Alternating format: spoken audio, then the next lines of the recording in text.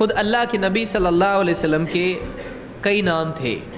اللہ کے رسول صلی اللہ علیہ وسلم نے فرمایا لی خمسۃ اسماء، میرے 5 نام ہیں، انا محمد و احمد، میں محمد ہوں، میں احمد ہوں، وانا الماحی الذی یمحو اللہ بی الکفر، میں الماحی ہوں، ماحی محو سے ہے، محا سے ہے، میں مٹانے والا ہوں، میرے ذریعے اللہ تعالیٰ کفر کو مٹائے گا، میرے ذریعے اللہ کفر کو مٹائے گا۔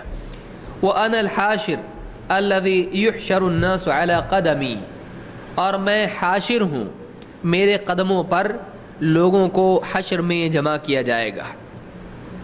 وَأَنَا الْعَاقِبُ وَالْعَاقِبُ الَّذِي لَيْسَ بَعْدَهُ نَبِيٌّ، اور میں عاقب ہوں، عاقب وہ ہے جس کے بعد کوئی نبی نہیں۔ یہ بخاری اور مسلم کی روایت ہے۔ اس روایت میں آپ نے اپنے 5 نام بتائے، محمد، احمد اور ماحی، حاشر اور عاقب۔ یہ سارے نام کس کے ہیں؟ اللہ کے نبی صلی اللہ علیہ وسلم کے۔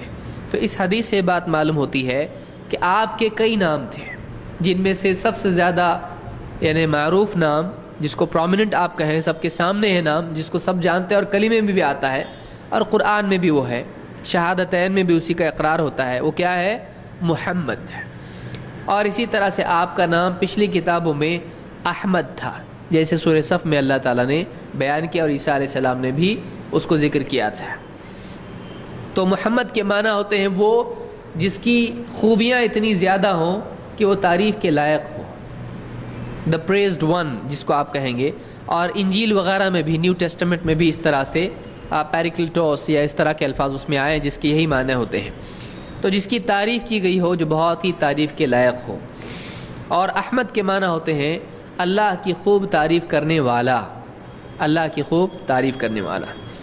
تو اللہ کے نبی صلی اللہ علیہ وسلم کے نام ایک سے زیادہ تھے۔